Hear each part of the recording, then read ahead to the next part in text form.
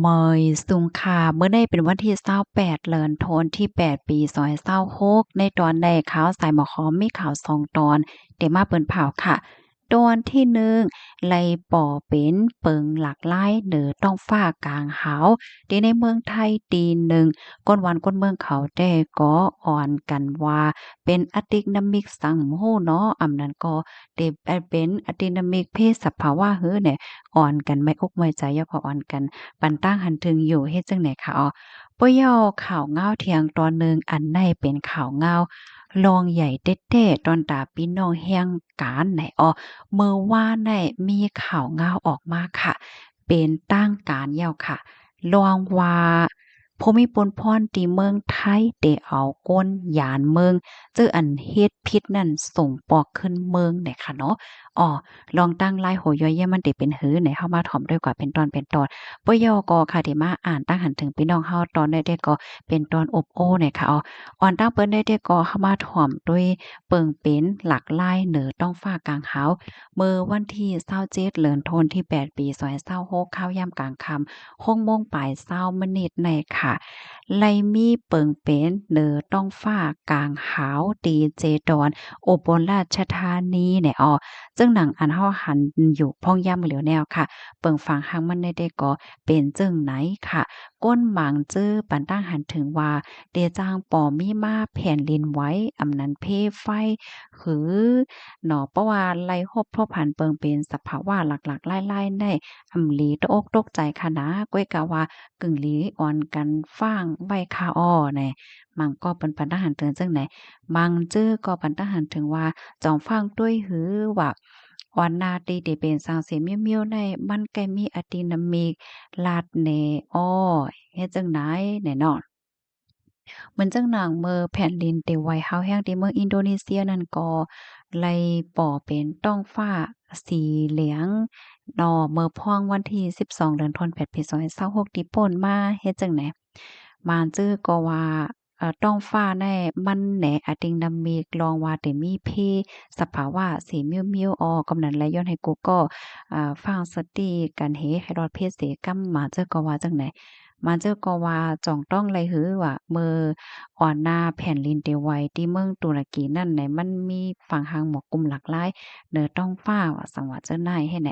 เปิ้นก็อ่อนกันปันตาหันถึงจึงไหนไหนค่ะนะพี่น้องค่ะรู้ซ้ำหันถึงจึงหือพองแหละค่ะได้แต่ก็ไล่หันเปิงเป็นจังไหนเสเอามาสืบเปิ้นแผ่ปันพี่น้องเฮาคอมเมนต์ตอนในค่ะเลยเปิงอิงเอามาดีเพจเตือนภัย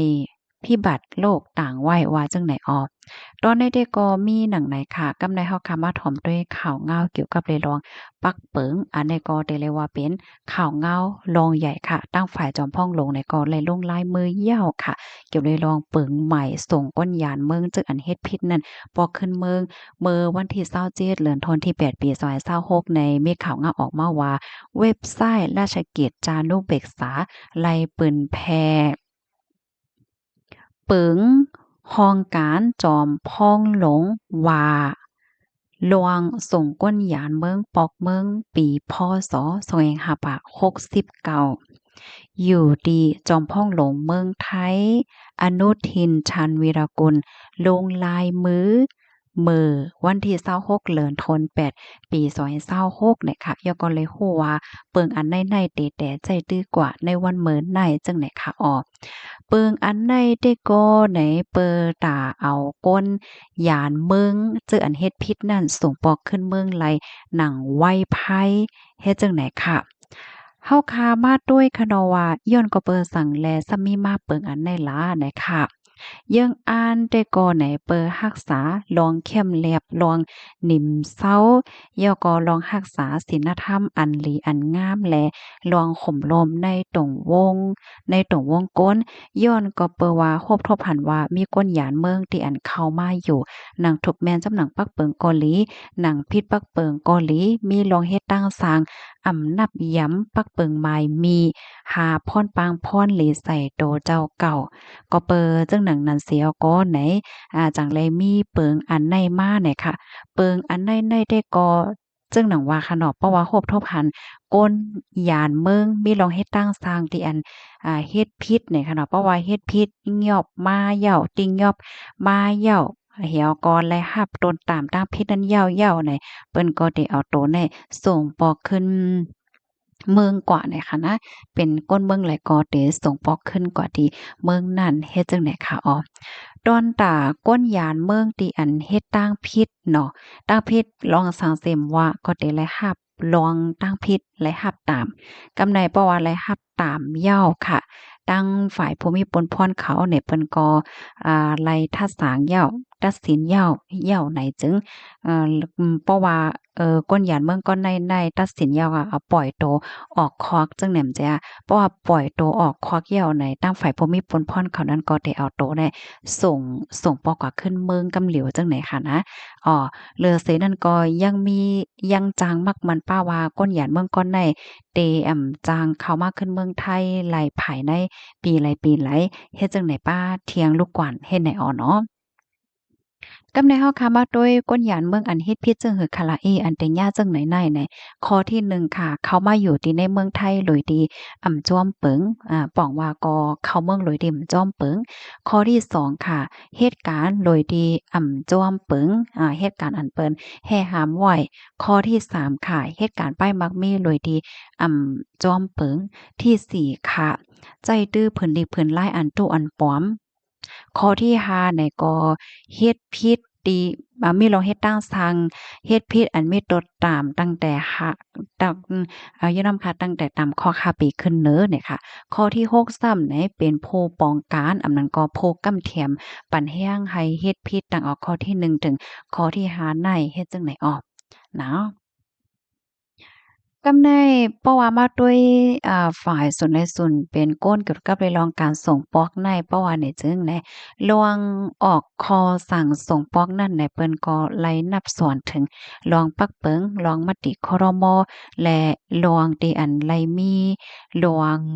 โฮมมือไหว้ตั้งฝ่ายดอกเมืองว่าสังว่าเจ้าในเนี่ยค่ะผู้มีพลพรเขานั้นได้ส่งโตปอกกว่าขึ้นตีเมืองเกิดของเขาเนาะเป็นก้นเมืองไหลก็ได้ส่งปอกกว่าเมืองนั่น แลสังว่าเป็นก้นมีวัดมีไหวเพราะว่าเป็นก้นวันไหลเมืองไหลเนี่ยก็ได้ส่งกว่าขึ้นเมืองที่อันเขาลูกมานั้นเหย่าเนี่ยค่ะลูกที่เมืองไหลเฮ็ดเข้าเมืองไทยก็ได้ส่งกว่าขึ้นที่เมืองนั่นว่าเฮ็ดจังได๋อะค่ะ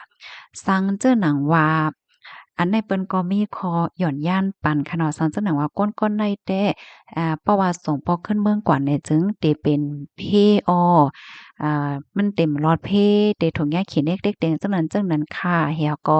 มีลองย้อนปลายเพกว่าเมืองที่3กว่าต่างเมืองเนาะนั้นก็มีสีเมืองนั้นก็จุ้มตรงหนึ่งฝ่ายส่วนในส่วนเป็นก้นเนี่ยย้อนยืนมือเข้ามาจอยเทียมก้นๆได้ติดต่อกับสืบมาตั้งฝ่ายพ่องตางอบโอ้กันว่าสังว่าจังไหนภายใน7วันไหว้หลังเสไลรับคอสั่งเตส่งปอกเมือง เพราะว่าในจึงในอันในก็ไลอยู่ในค่ะเนาะเปิดตาหาบเอาตัวก้นหยานเมืองในกว่าที่เมืองที่3ค่ะแลเมืองนั้นๆเตกเอาปนพรรองการใช้จ่ายตั้งหมด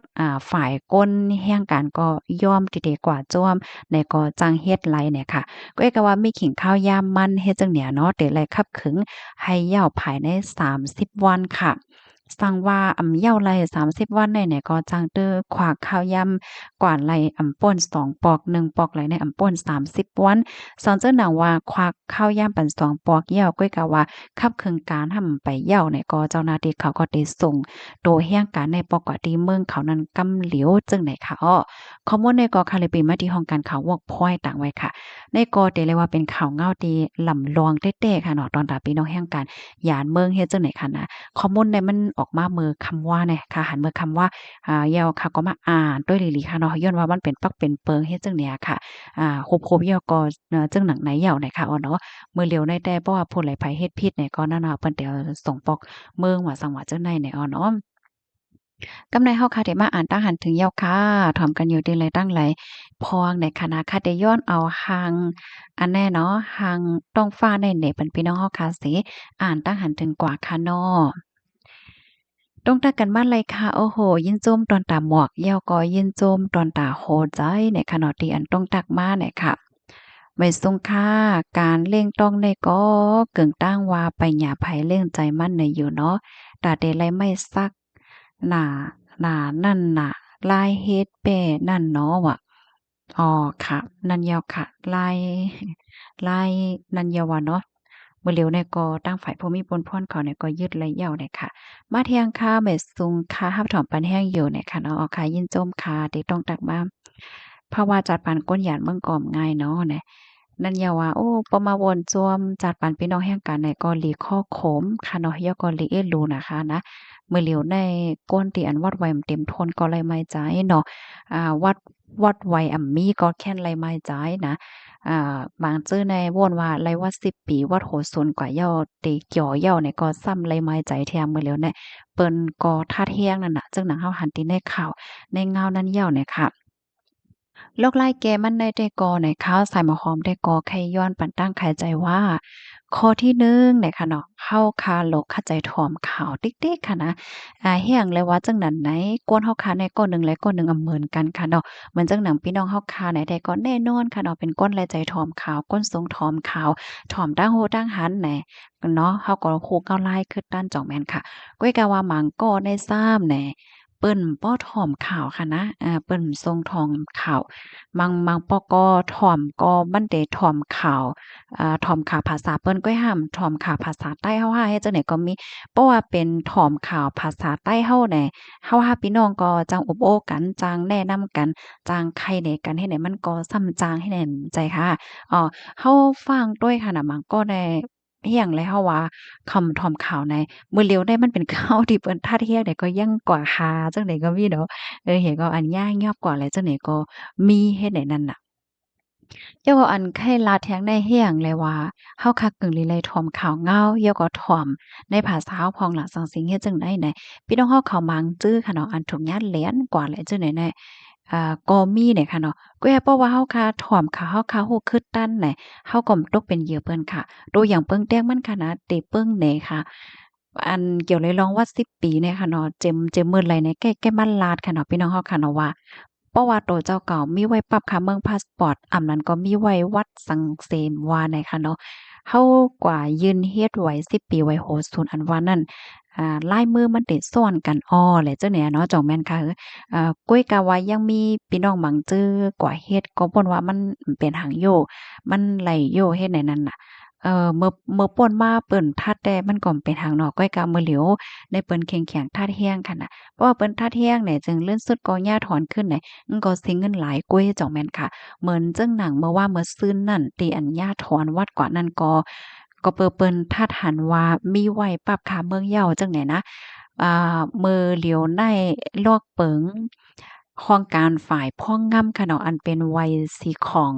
ก็เลยสังไว้10ปีไว้โหศูนย์จังได๋เนี่ยมันลุกมาที่ของการฝ่ายป้องงำใจค่ะเพราะว่าเป็นปรับคามเมืองวีซ่าในซ้ำข้อมูลในมันเข้าดีฝ่ายกดทัดก้นเข้าออกเมืองมือกูปอกในเปิ้นเปิ้นเป็นห้องการและห้องการนั้นเนาะก้อยการบ่เหลียวในข้อมูลในมันลิงก์กันหมดอะอิงเนอเทคโนโลยีก็คะแนนไม่สูงว่าจังหวะจังไหนเฮ็ดให้นั้นน่ะเนาะ ยกเฮียงเลยค่ะว่าจั่งไหนแหน่มื้อวานเนี่ยมื้อวานเนี่ยก็มีข่าวนะก้น2ก็ผมมีอ่อนกันกว่าเฮ็ดไว้10ปีในว่าเนี่ยนะเขาได้ถ่อมเปิ้นว่าเปิ้นลาดว่าเป็นฝ่ายอันปันตั้งโฮอันเปิ้นว่าจั่งอันปันที่คือกลุ่มเกี่ยวกับไปลองวัดไหวแน่ลาดว่าเฮ็ดไลออว่ะก้อยหน้าสุดได้เลยปันเงินได้50,000ในว่า50,000วัตต์เฮียก็ปันไว้ลงนาใน15,000เนี่ยค่ะเพราะว่า เตคับเคิงเตเฮ็ดปันไลออให้ไหนวะนะผู้ใต้ก็แน่อยู่เมืองไทยมาก็ข้าวตังหึงเหยาเฮ็ดจั่งเนี้ยเนาะกำาใดเขาก็เฮ็ดนะมื้อว่าเนี่ยย่างยอบเอาอีหลีขนาดพี่น้องอันเต้ๆมันแน่เพราะว่าเขาถ่อมข่าวอยู่ตาเสไหนเขาได้ฮู้ว่าเงาไล่โมเดลเปิ้นทัดแฮงเหี่ยวก็โตเจ้าเก่าเขาก็ฮู้ลีเหลือเสเปิ้นว่าผู้จ่ายก็ได้มีไว้ปรับค่าเมืองพาสปอร์ตอยู่อะยามมีอะนะ เนาะอันเฮาคาแก้มาฟังกันอยู่ดาเสว่าโอเคเพราะว่าเฮาคายามมีปรับคำเมืองได้ข้อมูลมันก้องกันอ้อให้ไหนเจ้าแม่นค่ะก้อยกะว่าก้นก็ในเขาเรียบเต็มถ่อมขาวห้ามว่าก็มจะเลยว่าหั้งเปิ้นก็เนาะก้อยน่ะว่ามาเบิ่งในตัวอย่างมันน่ะกว่าหาเจ้าหน้าที่เขาเนี่ยย่าเอาเลลีค่ะอ้อนะค่ะลายหัวย้อยมาแน่มื้อแน่กำเต็มมาลาดในปันในตอนข่าวค่ะเนาะ มันเป็นเฮ็ดจั่งแนวว่าบางปอกได้เฮียงเนี่ยเพราะว่าเฮาค่ะก็ถ่อมอันที่เปิ้นรับเฮ็ดเปิ้นหังไหนได้เปิ้นก็หมอลาเนาะไล่ออๆจั่งซี้เฮ็ดไหนก้อยก็ว่าเฮาตัวเฮาก็หลงเลยคู่ตัวเฮาหลีเหลือเสเปิ้นว่าจ่องเฮาอย่ามีวัดอันนั้นห้าไหนเพราะว่าเฮาค่ะอย่ามีไว้ปรับคำเมืองอยู่ยาวไหนคอมมอนก็มันเด้งออกมาไหนก็มันก็จังเฮ็ดนั่นค่ะน่ะวัย10ปีวัยโฮซูนอันว่าแน่มันเป็นตอนตาก้นที่มีวัดไว้ซังคันเฮาเป็นก้นที่อันอยู่ตั้งพอดตอนเรียนลิ้นอันว่านั้นยาวไหนค่ะ ต้องตักกันบ้านไรค่ะถ่อมกันอยู่ดีไรตั้งไรพองปยก็การที่เฮาค่ะรับข้อมูลเนาะอำว่าที่เป็นลองวัดลองไหวลองสังก็ย่อเนี่ยเข้าใจรับที่ลุกมาที่เป็นตั้งการจังเนี่ยเนาะเหมือนจังหนังข่าวก็ให้มันลุกมาที่ตั้งการเฮ็ดเนี่ยเนาะเหมือนจังหนังตัวอย่างมันอันที่ข่าวออกมาสืบเปิ้นแผ่เปิ้นพี่น้องเฮาไหนข่าวง่าวกูอันๆแน่เฮาค่ะก็เข้าใจทัดทองค่ะเนาะให้มันเป็นข่าวที่อันมาเป็นตั้งการให้ในนั้นค่ะน่ะนั่นคือเฮาค่ะได้เลยรับข้อมูล ตีอันมันเป็นแต่อันลงมาที่ห้องการแต่เฮ็ดจั่งไหนอ้ออันตีลาจั่งไหนแต่ก่อนน่ะแค่พี่น้องเฮาเขาเลยตกเป็นเหยื่อเนาะเพราะว่าตกเป็นเหยื่อกว่าเหย้าในมันหยาบค่ะเนาะเหมือนจั่งหนังวัดลูกอ่อนก็เหมือนกันค่ะนะอันนี้ค่ะแค่ย้อนลัดนิดหนึ่งอันเต้ๆมันได้แหน่วัดลูกอ่อนวัดสีของวัดโหเจ็ดเนี่ยเพราะมันจั่งหนังพี่น้องเฮาเขาเกิดลูกมาเหย้าตาให้ลูกพี่น้องเฮาเขาเลยไหวอันนั้นแหละเพราะว่าเป็นไรในแหน่ พี่น้องเฮาขาอบจ้อมปอเล้งนายจางโตเจ้าเกาหลีหลีค่ะเนาะเพราะว่าปอเล้งนายจางเฮาเนี่ยเปิ้นกว่าเส้นรับร้องปันลูกหวานได้เข้าในทะเบียนบ้านของปอเล้งนายจางเฮาก็อยู่จ้อมปอเล้งนายจางเฮาแต้แหน่มันลอดเพค่ะมันเป็นจังเนาะจ่องแม่นค่ะก้วยกาว่าอันที่มันมีปัญหานั่นซ้ำไหนมันติมีเหมือนจังหนังพ่อแม่มังก็เฮาก็บ่ฮู้ว่าเปิ้นก็บ่ว่ามันเต็มเป็นหังแลอยู่เนาะ ปอกะถ่อมอันที่เปิ้นรับเฮ็ดในบางปอกก็เปิ้นทำหมอลาดนั่นขนาดเนาะอันใดๆก็เฮาก็บ่ว่าเปิ้นนั่นเก่าค่ะนะบางก็ในเขาก็ปอลาซื่อๆมันก็น่ะคือเต็มมีรองง่ายลบเนี่ยก็กว่าจู้เปิ้นเฮ็ดค่ะปันเงินโดยหยาบซังอะเอาเงินกับปันก็นั้นเปิ้นรับเฮ็ดหวะในเหี่ยวก็เฮ็ดจอมเปิ้นกับในบ่ว่าก็เฮ็ดจอมเปิ้นอย่าปุ๊บปั๊บจังใดนั่นจ้ะอันคืนหนึ่งหลังบางทีเนี่ยซีนหมายโหนนับโก้เนี่ยมันนำเลอเซ อันโยโย่อันโลเปะนั่นน่ะมันหนังเฮิรนหนึ่งหลังในก้นเนี่ยอยู่เลยนำหนาก็มันก็ก้น10ก่อจ่องแม่นค่ะก้อยกะว่ามังเฮิรนเนี่ยอยู่เป็นหลาย10ก่อเป็นหลายก่อมันนำแฮ่งหนาอาล่าเนี่ยกับในเปิ้นทัดยาจังไหนเนี่ยก็มันมันก็เป็นกว่าจังไหนเนี่ยนั่นค่ะนะก็นั่นแหละเพราะว่าเฮาคาปองเป็นไรค่ะเนาะเฮาคาเฮ็ดจอมเปิงไรไหนคัดใจเฮ็ดจอมเปิงเนี่ยค่ะเนาะเหมือนจังหนังก้นมังก็เนี่ยอืม เปิ้นก็ต่อถึงมื้อหลิวค่ะเนาะเปิ้นก็ยังตึกออกมาลาดว่ามาเฮ็ดจอมเฮาแลเฮ็ดไรออสังสิงเอาแหน่อันแค่พี่น้องเขาคุกคือตั้นเถียงในแต่ก่อนแหน่อันที่เปิ้นรับเฮ็ดปันพี่น้องเฮาเขานั้นเมื่อพี่น้องเฮาเขาก็ติดต่อกับสืบเหย่อก็เปิ้นคับครึ่งปันเหพี่น้องเขาก็จ่ายเงินปันเหเนี่ยเปิ้นก็ไล่พรปางมันตินนั้นก็น่ะเพราะว่าพี่น้องเขาไหลกว่ายาววัดไว้พี่น้องเขานั้นได้เป็นเป็นหากว่าวัดลูกอ่อนพี่น้องเฮาเขาได้เป็นเป็นหากว่าแหน่ จองเปิ้นมาเอาปนพรปันคาเนี่ยอันใดก็แค่ให้โวนนั่นน่ะเนาะอันใดแต่ก็ใครมาอบมาร้านมาใครมาเปิ้งเนี่ยปันพี่น้องเฮาขากุ้ยนั่นคือเฮาขาป้อเตะจังห่วงเงาลายมันเหี่ยวก่อมตก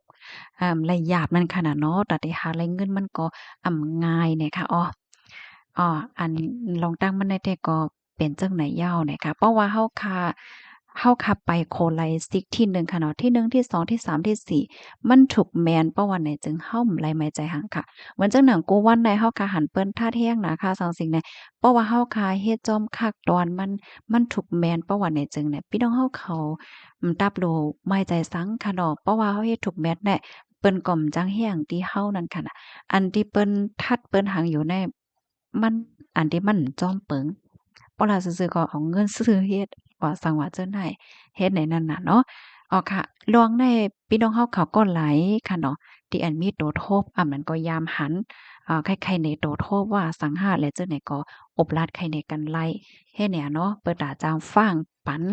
พี่น้องในตรงวงเฮาในค่ะเนาะนะคือบ่เตลอดเพว่าสังว่าเจิ้นได้เฮ็ดไหนนะมาอ่านแทงทหารถึงอันหนึ่งค่ะ โวดกามอันวานนั่นก้นก็อันยมกอหลีก็อันอำยมกอหลีโวดกามอันวานนั่นแต่ในโลกหลงได้มันมีผู้ไหลแวหลอดไหลนางยิ่งแขเป็นก้นมีโวดกามไว้ว่านั้นเนาะ อ้อค่ะก็เป็นอันเสียหลายเนาะอากาศปานนางในตึกฮังหลีเนาะเฮาว่าเนาะเป็นก้นหนุ่มอ่าสั่งเป็นหมวกกอตึกแต่กี้ฮังหลีมาจังเนี่ยเนาะเฮียนยาวสังสิงยาวให้ไหนก็เป็นกว่าจังนั้นไหนนะมาทางทหารถึงอันหนึ่งค่ะตั้งย่านฝนตกตั้งคืนค่ะโอ้วันนั้นค่ะอ๋อค่ะพี่น้องเฮาเขาเจออันอยู่จำฝังน้ำป้านตาบหลอยเลยเจ้าเนี่ยก็ฟังสติกันพองกลหลีค่ะเนาะ เหมือนจังหนังตีตั้งหนีโป้นั่นค่ะนะตั้งป้อตอนแลนเลนหนีโป้ที่เป็ดอันโอ้เป็นอันตกอกตกใจเด้ค่ะเนาะเมื่อใดก็มีรองคืบหน้าค่ะนะ มาแทงทหารถึงอันหนึ่งค่ะมือกูปอกตีเมืองเฮามีตีหิมเงินเก่าเอามาใช้จ่ายไล่ในว่าก้วยกาเตไลกว่าเตี้ยนขึ้นนั่นยาวก้วยกามีก้นอ่ำเตี้ยนขึ้นแลก้นก็ก้นก็ไหลลูกกว่าเสเงินนั่นก็อ่ำปันหิมยาวในว่าปืนกูปอกโอ้ว่านั้นเนาะยินส้มคาตีเพิ่มเถียมข้อมูลมาเดลาดเหนมาเนี่ยค่ะเนาะ นั่นย่อเนาะลวงกติสัจจะอันว่าแน่ลำลวงน่ะค่ะเนาะกวนเฮาคะแน่เฮาลาดเฮาก็หลงไหลเฮ็ดจ้อมความลาดเนี่ยค่ะเนาะบ่ได้เป็นล้วนก้นหลงค่ะนะก้นเหตุการณ์อีสังก็เหย้าการเล็กการใหญ่เนาะเพราะว่าเฮามีกติสัจจะเนี่ยมันก็ได้เฮ็ดให้หลีเหย้าหลีเทียงเนาะเพราะว่าเฮามีกติลาดกาเป็นเฮ็ดกาเป็นลาดย่อมมีเฮ็ดย่อมลาดเนี่ยก็มันก็ได้เฮ็ดให้เปิ้นยุ่มย้ำเหย้าในนั้นน่ะเนาะ มาเที่ยงค่ะเบสสูงค่ะรับรองค่ะอยู่ตาเสขาวค่ะยินจมค่ะต้องตักกันว่าไรค่ะเนาะถ่อมกันอยู่ดีเลยตั้งไหลพองเฮ็ดจังได๋ค่ะมาแทงทหารถึงอันหนึ่งคอความปีน้องเก้งตรงนั่นยาขึ้นไหลยาขึ้นไหลไหนเนาะอันว่าไม่นั่นอยู่โยนออะก้นปอดไหลอำโหเนาะความลัดลีถ่อมทนเนี่ยว่าค่ะยินจมค่ะดีปันตั้งหันถึงว่าเนี่ยค่ะเนาะค่ะกำได้มาเที่ยงตั้งหันถึงอันหนึ่งเนี่ยค่ะเนาะ ว่าแทงต่างหันถึงพี่น้องเฮาค่ะตะวันก้นลุยนำมาเหี่ยวก็โอ้สติกเกอร์มันก็มีเจๆค่ะเนาะตั้งเฮิ้นสีเหลืองได้ค่ะนะก็ยินจมได้แท้ค่ะสีของสีเหลืองสีเขียวตัวยอก็อืมเกาหลีนั่นน่ะเนาะตื่นเต้นตาเหลเลยค่ะสีของสีเขียวสีเหลืองมาทางทหารถึงอันหนึ่งค่ะซึกตึกกันเป็นนัยย่อค่ะหมูปี้มีสภาวะ กว่าโจวนจริงราชาอยู่เข็นมังเอาอยู่เข็นบังโฮกันแหละเนาะค่ะเงาลายดังปอตอนป่นดอกเทอร์เบอร์เรียวก็ไปเหย่าค่ะเนาะมาเที่ยงค่ะอยู่ไว้เมืองไทยถ่อมอยู่กูวันค่ะอ๋อค่ะยินชมค่ะพี่น้องเมืองไทยต้องตักมาจังไหนก็เลยคู่อะเนาะว่าพี่น้องที่เมืองไทยก็รับถ่อมปันแรงอยู่ในค่ะนะมื้อเลียวข่าวง้าวลวงก้นหยันเมืองที่เมืองไทยก็มาแรงไว้ ซึ่งมันก็ดีถ่อมกว่าค่ะเนาะอันนี้ก็เป็นร่องใหญ่ค่ะนะมีพี่มีน้องอบสืบบอกลาดปันกันค่ะเนาะเมิ่มไปเป็นแน่เพราะว่าเป็นเอาโกหยาบค่ะเมื่อเหลียวแน่เฮาค่ะได้หันเลยว่าเปิ้นแข็งๆแรงเนาะมาเที่ยงค่ะน้องจ๋าปั่นแห้งใจอยู่ตาสีว่ะค่ะยินโจมค่ะอันนี้ปั่นแห้งน้องน้ำผึ้งเลยค่ะเนาะน้องน้ำผึ้งก็กัดแขนแตกค่ะเนาะหันมานั่งยอกอเป็นอันจมซื่อน่ะค่ะนะลูกลูกหลานจื้อคือใต้ค่ะเนาะมีตั้งคัดใจมีน้ำกัดตั้งแขนเป็นตัวอย่างหลีปั่นก้นตั้งหนำจังเนี่ยเนาะมาแทงทหารถึงอันหนึ่งค่ะกาปานมือเหลียวในก้นลอบผ้าใหญ่หนาแล ดกค่ากอบรอบผ้าลู่เหลียวกอบรอบผ้านั่นยาวไหนเนาะอ๋อค่ะอันนี้ก็เป็นไรเนาะก้นเฮามือเหลียวในลีโกนะเนาะมี1ยาวไข่มี2มีนั่นยาวมีในไอ้เดเรวาจึงเหือรอบผ้าน่ะค่ะเนาะอันเปิ้นโคตรแท้โคตรเดิ้นสภาวะแหละจังได๋ในถึงที่สภาวะเพศสภาวะก่อเฮียงเนาะปานมื้อเหลียวในนะมาเที่ยงค่ะกว้ามหลีเข้าหูไผอำจ้ากว้ามจ้าเข้าหูไผอำลีค่ะไหนเนาะ แม่นแท้ๆค่ะว่าเฮาคาอยู่ไว้ดีหลายตั้งหลายวันหลายมื้อหลายค่ะเนาะการที่เฮาคามีลองตั้งแหย่งแง่ว่าได้เป็นลองลัดลองจ๋าลองไว้วางโตลองศึกซ้ำอะไรจังได๋เนี่ยมันหลีน่ะขนาดตอนตาโตเจ้าเก่าเฮาเนี่ยค่ะเนาะกว่าที่ไหลเปิ้นก็เตไลว่าเฮาเลิงเฮาจึงว่าสังว่าจังได๋นั่นขนาดเนาะเหมือนจังหนังเพราะว่าเฮาคามาด้วยดีแลเซ็มว่าค่ะเนาะในวันมื้อเหลียวในเปิ้นก็ไว้นักค่ะนะเกี่ยวกับเลยลองตั้งแหย่งแง่ลองหมอเปลี่ยนไปนับยามเปิ้นลองหมอนับยามฟิงเฮ็ดห้อยในเปิ้นตีว่าจั่งใดนะมาเที่ยงค่ะอยู่ดีนำค่ำเสถ่อมอยู่ค่ะอ๋อค่ะยินจุ่มค่ะมาเที่ยงค่ะติตั้งย่านเฮาฝนตกแรงหนาน้องสายหมอหอมอ๋อว่านั้นค่ะค่ะที่ข้าวสายหมอหอมอยู่เนี่ยก็ฝนตกค่ะนะในวันมื้อในกลางวันมื้อในที่ข้าเขาอยู่แต่ก็ได้เป็นวันที่27ค่ะเนาะเป็นวันที่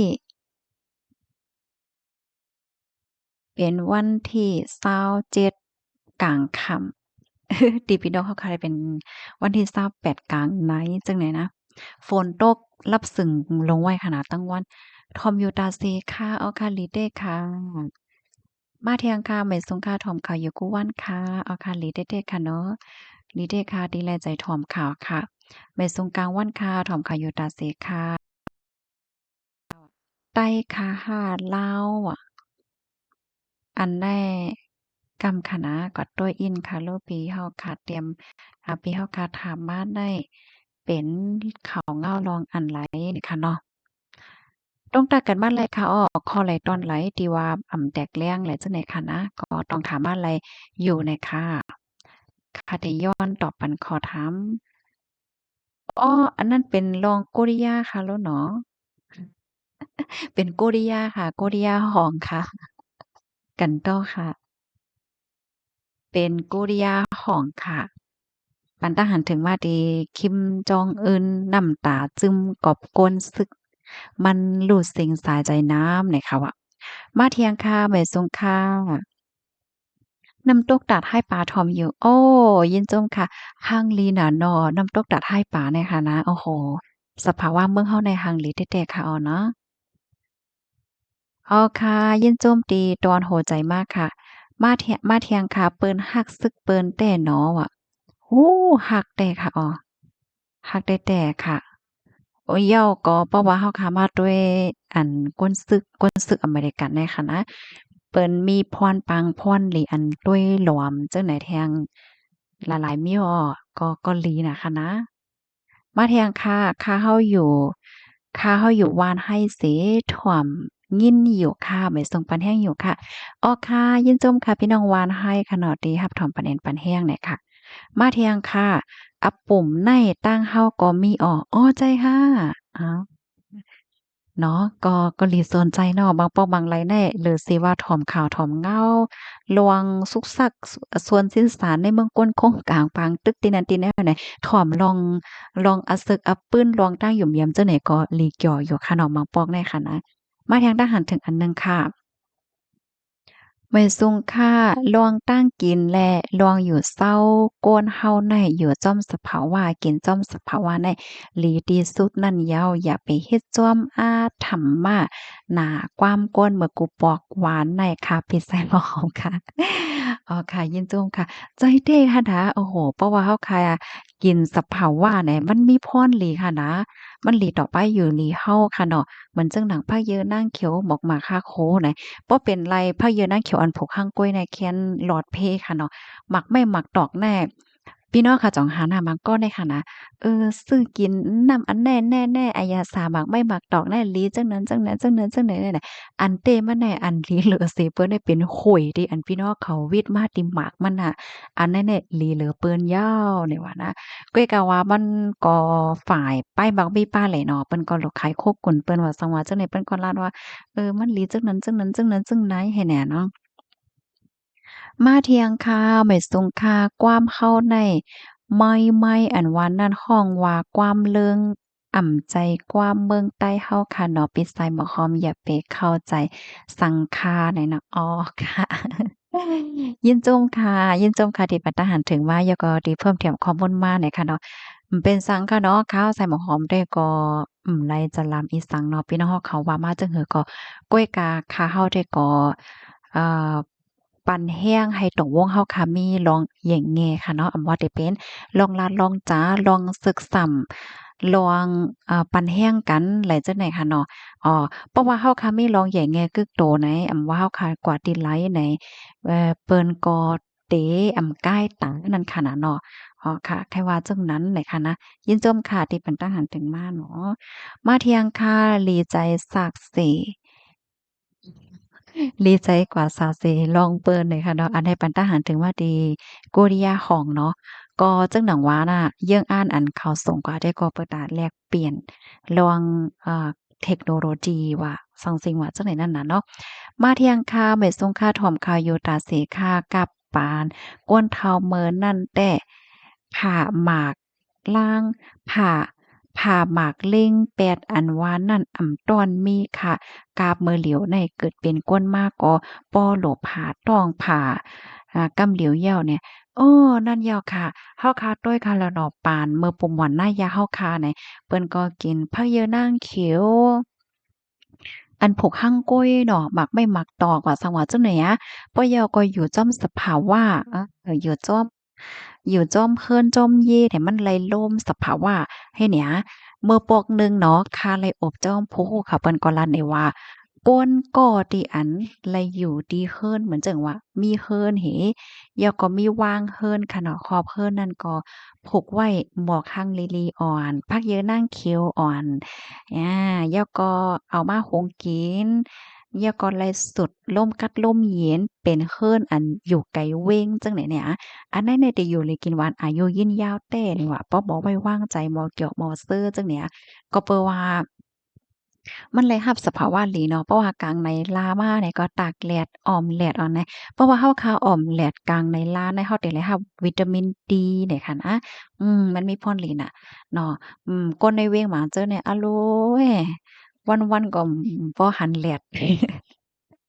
วันๆก็ไล่ตากแดดวันๆก็ไล่สูดลมอิหยังอยู่ในเคินตึกองนั้นเฮ็ดนั่นโหลงติ๊กๆเฮ็ดอันนั้นน่ะเนาะ มาเที่ยงตั้งหันถึงอันหนึ่งค่ะไว้ซุงค่ารับถอมข่าวอยู่ตาเสค่ะกาบก้นเฒ่าอ้อค่ะอ่านกว่าเมื่อไกลค่ะเนาะนั่นแล้วค่ะก้นเฒ่าเมื่อกุปอกได้เปิ้นก็อยู่กินจ้อมสภาวะเนาะป้าอยู่หลีเปิ้นก็เขี้ยมเฮ็ดจั่งใดนะกำในค่ะได้มาอ่านตั้งหันถึงเป็นตอนค่ะเนาะตั้งหันถึงที่อันใดไว้ได้ก็ไล่อ่านยาวกว่าเย้าเฮ็ดจั่งใดนะได้มาอ่านตั้งหันถึงในตอน อบโอ้ค่ะเนาะ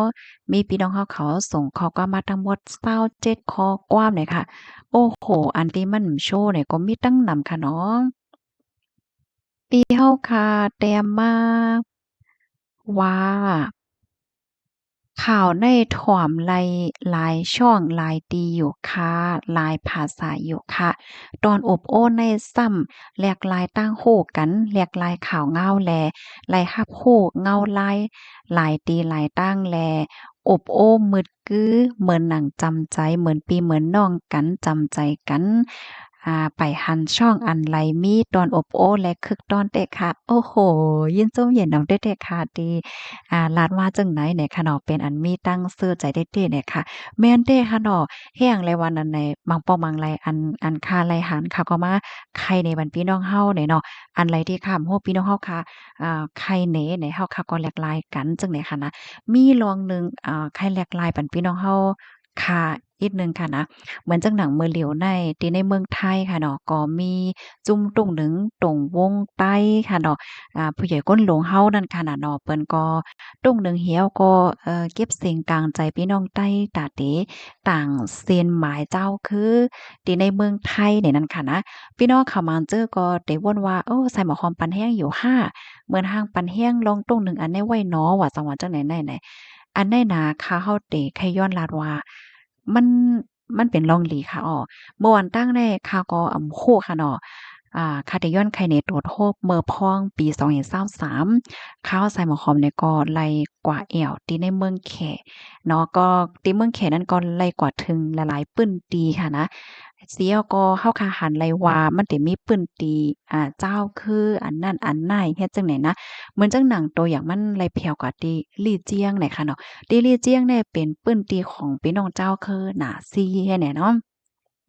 เปิ้นตีๆนั้นๆค่ะนะอำว่าจะเป็นโคนงตั้งไว้เนี่ยก็เป็นโคนงตั้งไว้ของพี่น้องเจ้าคือตีนนั่นน่ะย่อก็ตั้งกินเนี่ยก็มันจะมีตั้งกินของพี่น้องเจ้าคือหนาซี่เฮ็ดจังเนี่ยนะเดี๋ยวก็ห้ามแต่มีโค้งเหน่ปื้นแทงแต่ในโค้งเหน่ปื้นนั้นก็ได้ลาดไว้เกี่ยวกับไปลองเขาค่ะนะว่า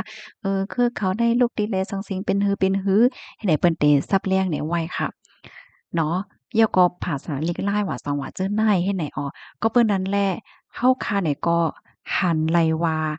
เพราะว่าเป็นเจ้าคือที่อันเขาเซ็นหมายเป็นตั้งการนั่นแหละในพื้นที่ไหนพื้นที่นั้นๆน่ะมันก็มีศูนย์เปิดตาปกป้องเนาะฟิงฮีดฮ้อยย่อก็โคนงตั้งไว้ภาษาความลัดในไลหนังเป็นตั้งการแหน่มันหังหลีย่อก็หลีสนใจแต่เฮ็ดไหนค่ะเนาะอันนี้ค่ะหันมากับตากำนั้นแหละเขาก็มาใครในพี่น้องเฮา แล้วก็ตัวอย่างแทงอันหนึ่งแหน่ตี12ปันนาค่ะเนาะอ่าอันในความรู้สึกเขาน่ะแหน่เมื่อพ้องนั้นแหน่คาลูกตีลี่เจียงเนาะย่อก็กว่าตี12ปันนาก็กว่าตั้งเฮิมบินค่ะเนาะกว่าถึงตีกว้างเฮิมบินย่อเนี่ยก็ในความรู้สึกแหน่ฮู้กำเหลียวค่ะเนาะว่าเป็นพี่น้องใต้เฮาเนี่ยได้ยินเสียงปี่ตีกว้างเฮิมบินนั้นเพิ่นก็เตเปิดเสียงปี่เนาะปี่ในปี่ที่เปิ้นเป่านั่นน่ะค่ะนะแล้วก็แคบหางที่อันเปิ้นโชว์ไว้ว่าจั่งว่าจั่งใดแน่ก็เป็นหางพี่น้อง12ปันนาหางหลีหางงามลงไว้แล้วก็มีนกยูงค่ะเนาะมีหมายนกยูงเฮ็ดจั่งใดนะกำในเฮาก็เลยกว่าแอวเหมือนจังหนังปื้นตีของสวนอันใดเนี่ยเพิ่นก็เฮ็ดไว้ค่ะเนาะเหมือนจังว่าเคิ้นไต้เฮ็ดได้อะนะก็ได้เป็นเคิ้นของพี่น้องไต้อันอยู่มาว่าจั่งว่าเฮ็ดจั่งใดแล้วก็มีพี่น้องไต้เฮาคามาเฮ็ดอันแหวนตีหมายต้องว่าจั่งว่าจั่งใดขายเฮ็ดจั่งใดเนาะเพื่อตารักษาฟิงฮีดห้อยของพี่น้องไต้12ปันนาจั่งเนี้ยเนาะตีแอวแหล่ในเพราะว่าเฮาค้ากวานแหล่เฮาไข่นงซื้อโคไถกึกเนี่ยก็มันจะมีโคของ12ปันนาแน่ไหว้ปันขอพี่น้องใต้นุงเหี่ยวก็ไถห่างไว้ให้แหน่นะเป็นเฮ็ดไหนเหมือนจังหนังตีลี่เจียงเนี่ยก็เป็นโคของพี่น้องนาซี่เนี่ยเปิ้นก็สิมีไว้ปันเฮาคาแถวก็นุงเหี่ยวก็กว่าถ่ายแคบห่างเฮ็ดจังเนี่ยตัวอย่างเปิงแตกมันเนาะไข่อันแลหันมาจังไหนกำแน่ เขาก็ไล่หันตีในเมืองไทยค่ะเนาะเพิ่นก็ออกเปิงมาว่าเปิดตารถยอมอคติอ่าปยก็เปิดตาให้พี่น้องเจ้าคือจ้างอยู่สร้างเศร้าไลหนังมีกรุงสิขาลองเป็นก้นเปิดตารักษาฟิงหิงห้อยเปิดตารักษาฟิงฮีดห้อยเนี่ยค่ะเนาะอ่า อันจ้อมหนังความไทยเปิ้นก็มีค่ะเนาะพรบคุ้มครองและส่งเสริมวิถีชีวิตกลุ่มชาติพันธุ์ในนั้นค่ะนะมันจั่งว่าฟิงอยู่ฟิงกินว่าจังหว่าจังไหนไล่หันแม่นเขาเงาอันใดย่อในค่าเฮาเนี่ยก็เป็นอันจมซื่อค่ะเนาะแล้วก็ในตาเนี่ยก็วนหันถึงว่าโอ้เตเป็นจังนั้นอยู่เนาะในนั้นค่ะเนาะก้อยก็ว่าจ่องมันเตเป็นจังนั้นห้าในนั้นแต่เฮาก็ฮู้ค่ะเนาะก้อยน่ะว่าเพราะว่าเฮาเข้ามาด้วยในปักเปิงอันใดๆก็เปิ้นก็เตรียมไว้ค่ะเนาะว่า ให้อยู่หนังมีกรุงสิกขาแล้วก็รักษาฟิงฮีดฮ้อยว่าสังว่าเฮ็ดจั่งใดมันเตหลีตอนตาพี่น้องใต้นั่นค่ะน่ะเนาะแล้วก็หลีตอนตาลูกหลานมื้อนาเที่ยงจั่งใดค่ะนะมันจังหนำมากูปอกแน่เฮาคาได้แม่ใจว่าล้วนลูกหลานได้โกเขาลืมจื้อลืมคืออันนั้นก็โกเขาฮัดลาดว่าเขาเป็นใต้สังแหน่เพราะว่าลงเซ็นหมายเป็นตั้งการกว่าเนี่ยมันไลแม่แจ๋วอะ เฮียงเนี่ยเขาลาดว่าเขาเป็นใต้ในเขาลูกอายแพ้วะย้อนว่ามันเป็นตั้งการยาวเฮ็ดจังเนี่ยแล้วก็เปิ้นตีนไหลเปิ้นตีนนั่นไหนเปิ้นตารักษาฟิงฮีดห้อยตัวเจ้าเก่ารักษาโคนนุงตั้งไว้เพราะว่าเป็นเปิ้นตีแอวเหล่เนี่ยก็เหมือนเจิงว่าเฮ็ดเสียงล้านเหี่ยวก็เอาโคไต้มาโชว์ว่าเปิ้นมาแอวก็มาเนาะโคไต้ไถห่างว่าจังว่าเฮ็ดจังไดมันก็จังเฮ็ดนั่นขนาดเนาะมันก็เป็นรองตีหลีนะคะได้ก็หันถึงจึงหนังนั้นแหละค่ะอ้อ เมื่อเหลียวในก็เฮาค่ะหันตั้งฝ่ายผู้ใหญ่คนลงค่ะเปิ้นก็เก็บเสียงกลางใจพี่น้องใต้ละลายเปิ้นตียาก็เลยหันพี่น้องค่ะละลายเปิ้นตีก็ปั่นรองโฮมมือเฮ็ดจังได๋ค่ะนะสืบในกว่าซ้ำได้เป็นฮือเที่ยงแน่เฮาค่ะเนี่ยก็ไปด้วยกว่าเที่ยงเฮ็ดจังเนี่ยเนาะนี่ก็เป็นป้อตอนตอนหนึ่งอันยามไหลหันมาเหี่ยวก็มาไข่ในบันพี่น้องเฮานั่นน่ะเนาะ เฮียก็เพราะว่ามาด้วยอันเจ้าคือตีอันอำไลหับสุนเพราะว่าเฮาค้ามาเล็บเฮียนด้วยแหนมันหลีเข้าใจนะคะนะมันติมีขนาดเนาะที่เมืองในเปิ้นมีเจ้าคือหลายคือเมืองใดซะมีหลายคือเนี่ยมันติมีเจ้าคือที่ว่าไลหับสุนเคินเซียนสายไหมเป็นตั้งการอันเนาะแล้วก็มันติมีเจ้าคือหมังเซียนที่อันอำไลหับสุนเขาเป็นตั้งการแหน่เจ้าคือที่อันอำไลหับสุนเขาเป็นตั้งการเนี่ยลีเอโลเด้ค่ะเนาะ ว่าเดเป็นลวงรักษาคนลงตั้งไว้ลองภาษาเล็กแรมันจังเฮ็ดเป็นตั้งการอะมันก็เลยเฮ็ดไผเฮ็ดมันว่าจังหวะจังไหนนั่นน่ะเนาะมันใจอันหลวงปอจังมักมันไหนมันก็เป็นลองตีเอ่อป้อจังตรงหนึ่งแต่ที่ว่ามันเป็นตั้งการจังไหนนั่นน่ะอันนี้ก็เอามาอบมาลาดมาใครในปันพี่ๆน้องๆเฮาเฮ็ดจังเนี่ยเนาะต้องตักกันมาเลยค่ะถ่อมกันอยู่ที่ไรตั้งไหลพวงมาเทียงตั้งหันถึงค่ะเนาะ ไว้ซุงค่ากำขนาตั้งหันถึงพี่น้องเฮาพี่เฮาแต้มมาไว้ซุงค่าเมื่อค่าแต่จ้าถ่อมข่าวสายหมอฮ้อมค่าก็อ่ำป้อหมอถ่อมความใต้หลงแต่เจมเมอถ่อมข่าวสายหมอฮ้อมในออมลมปออ่ำลึมป้ออ่ำลึมแต่มี7-8 ปีแล้ว อันใต้หลงใกล้ลาดคาเฮาอ่ำป่องใจมื้อเหลียวแต่ป่องใจยาวใต้เหนือเฮาว่าเก่าๆใหม่ๆของเก่าของใหม่ของสูของตู้ป้อใส่หมอคอมมาแหลเมืองขอนฟังสติลาโกใต้ขอนหลายอย่าง อ๋อค่ะกันต่อค่ะโอ้โฮยินจมค่ะยินจมหนำๆค่ะเนาะที่ร้านไหนมาจั่งใดเนี่ยค่ะเนาะอ้อค่ะอันนี้ก็เป็นรองตีไลอ่าตั้งโฮแท้ๆเนี่ยค่ะเนาะบางปอมังไลในภาษาตีหนึ่งไลตีหนึ่งไลมันก็ใจเหมือนกันจังหนังว่าค่ะเนาะบางตีในถ้อยความอันใดแน่ว่ามันลึกนั่นน่ะเนาะก็น่ะบางทีได้ก็ที่เฮาได้ก็ใจจังนั้นก็อย่าอันเนี่ยค่ะนะอ๋อค่ะยินจมได้ค่ะที่อันรัดได้มาจังหนังใดค่ะนะ ข้าวใส่หมอหอมก็ข้าก็เปิดใจอยู่ค่ะนะแล้วก็ข้าเฮาเนี่ยก็คัดใจติดต่อกับเสื้อผ้าพี่น้องใต้เฮาค่ะเนาะหลายที่หลายต่างค่ะว่าได้เป็นพี่น้องใต้ที่ในเมืองใต้ว่าที่ในเมืองโฮมตุ่มว่าพี่น้องใต้ที่ในเมืองไทยค่ะเนาะพี่น้องใต้ที่ในเมืองแขพี่น้องใต้ทางอินเดียพี่น้องใต้ทางเวียดนามว่าจังหวัดจังไหนค่ะเนาะแล้วก็ที่ในเมืองลาวแหละจังเนี่ยเนาะ ว่าเฮาคาแต่อยู่ที่ไรในหลวงฟ้าหลวงในก็เฮาเป็นคือเดียวกันเฮ็ดให้นั่นน่ะเนาะอ๋อค่ะยินจมค่ะเดลาได้มาค่ะเนาะมาแทงค่ะอยู่ที่ต้นที่เสถ่อมอยู่กูว่านค่ะอ๋อค่ะยินจมค่ะยินจมเหยียนนำค่ะเนาะถ่อมกันอยู่ที่ไรตั้งไหลพองให้แหน่กำในซ้ำเต็มมาเทียงคลิปอันหนึ่ง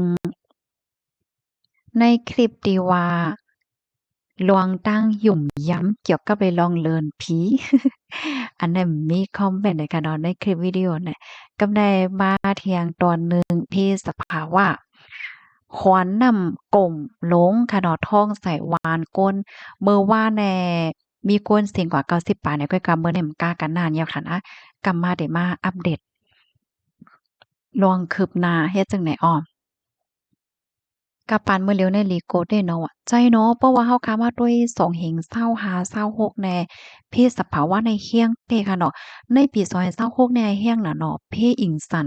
เพแผ่นดินไหวเนี่ยก็เป็นหลายตีหลายตั้งยาวเฮ็ดจั่งใดนะมาแทงตั้งหันถึงอันหนึ่งค่ะคนเมืองเจ้าอำนาจในเขาไว้กวนศึกตั้งไตแลกวนเมืองเป็นเครื่องมือเขาก้อยค่ะ อันเขามองใจนั่นเป็นอันแหนหน้าตาเขาสืบอำนาจกล้วยค่ะเหมือนขนเมืองห่มตุ่มเฮากล้วยค่ะอ๋อว่านั้นเนาะอ้อค่ะยินชมค่ะที่เป็นตั้งหันถึงมาค่ะเนาะมาเที่ยงค่ะปอกกปอกกำแหกปอกกำแหกเนี่ยค่ะเป็นความค่ะค่ะ อ๋อปองกว้ามค่ะเป็นกว้ามค่ะไหนคะอันใดแต่ก็แต่เลยว่าปองกว้ามตั้งหูตั้งหันแต่เลยว่าจังไหนก็คล้ายอยู่เนาะลองเมืองกุริยาของได้เนี่ยค่ะเนาะบางปอมังไลที่เอามาป้ายนี่เป็นพี่น้องค่ะได้บางปอก็เป็นข่าวบางปอก็เป็นป้องกว้ามข่าวที่เรียกว่าเป็นป้องกว้ามข่าวเนี่ยค่ะอยู่เนาะมันสิมีเปิ่งเป็นมันเหยอก็ตั้งร้องในเปิ้นฝ่ายนั้นฝ่ายนั้นสัมพันธ์ถึงจึงหือพองและจังไหนค่ะนะ อ๋อค่ะต้องตักกันบ้านไรค่ะปีเฮาค่ะแต่มาลายแก่เข็ดก็ฮู้อยู่อันเขากึกอันเขาเกียกในพัทยาภูเก็ตมาแว่แอวสาวพองนั่นแหยวค่ะอ๋ออ๋อลายแก่เครียดลายแก่เครียดก็หาอยู่อันเขาเกียกได้มาอ๋อมหาศาลอะโลยง่ายๆเลยค่ะน้องแต่ไรว่าโอ้คือตั้นเลยค่ะน้อง มาแหล่มาลือคือมาแหล่สาวป้านี่แค่ว่าจังนั้นเนาะอ๋อค่ะๆยินชมค่ะที่อันปันตาหันถึงมาเนี่ยค่ะเนาะกำไดมาเที่ยงข่าวเที่ยงโหนึงเนี่ยค่ะเนาะดีอันปลีกดอกม้อเกียงใหม่เข้าทัดม่วนจ้างยานเมืองหน่อยเนาะเมื่อเหลียวได้แต่เปิ้นทัดหลายตีอ่าลองวัดไว้ในลำลองน่ะค่ะเนาะเฮาคาได้หันไล่ว่าในวันมื้อใดวัดไว้อันว่าในลำลองเต๊ะๆเฮ็ดจั่งเนี้ยเนาะ เพราะว่าเฮาค่ะมีวัดไว้ได้ว่าเฮาค่ะได้กวาดไลบ้านไลมันก็ง่ายค่ะเนาะเพราะมีวัดไว้ได้ก็ไลอยู่ๆโกๆฟังๆอันว่านั่นแหยวค่ะอ้อค่ะยินจมยินนำถึงพี่น้องค่ะกูก็กูโก้นตีรับถ่อมปันเอ็นปันแห้งเนี่ยค่ะอ้อสั่งว่าตั้งหันถึงคอไหลตอนไหลที่มันตกของตกหายไรอ่านแม่นย่าเนี่ยก็ย้อนน้อมใหญ่นำค่ะย้อนให้พี่น้องเฮาเขาอยู่หลีกินวานในรอดเพกันกูก็ค่ะอ้อเหมยทรงค่ะ